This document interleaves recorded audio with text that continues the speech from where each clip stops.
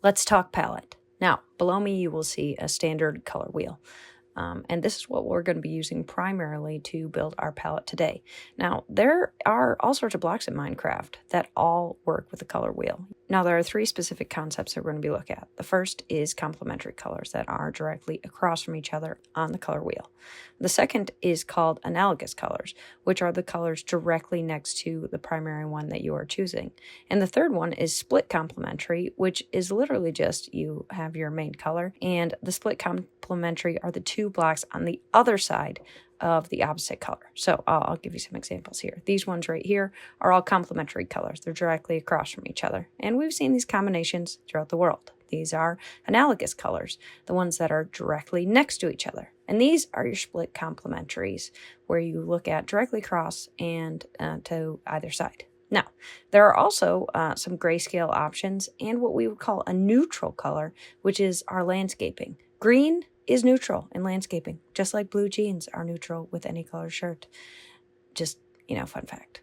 And that'll help us later in our details. Disclaimer, the palette stage can be pretty discouraging. So just to give you an example, this is what this completed house looks like with the details. Now, we're about to look at what it looked like in the palette stage. So let's start with complementary, which are opposite colors on the color wheel. Here we have our blues and our oranges kind of going from our highlights to our shadows for both of these colors. And that's what's going into our palette. And what we're going to do is we're going to be using this same standard shape, kind of a wave on top of a rectangle with a cylinder attached. Here are our complementary colors, that is, opposite colors. Here are our analogous colors, which are colors next to each other. This is my favorite raw build right here because it's just such a great color combination, and that's your analogous. And here is our split complementary, which is a combination of opposite and next to. Frankly, they don't look great right now. So this is our complementary build. We have our oranges and our blues. We've added some details. You'll notice our neutral greens.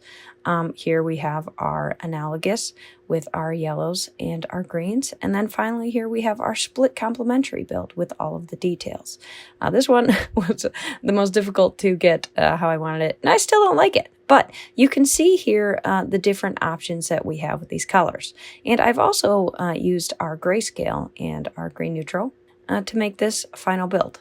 So here's actually an example of grayscale on a much larger scale.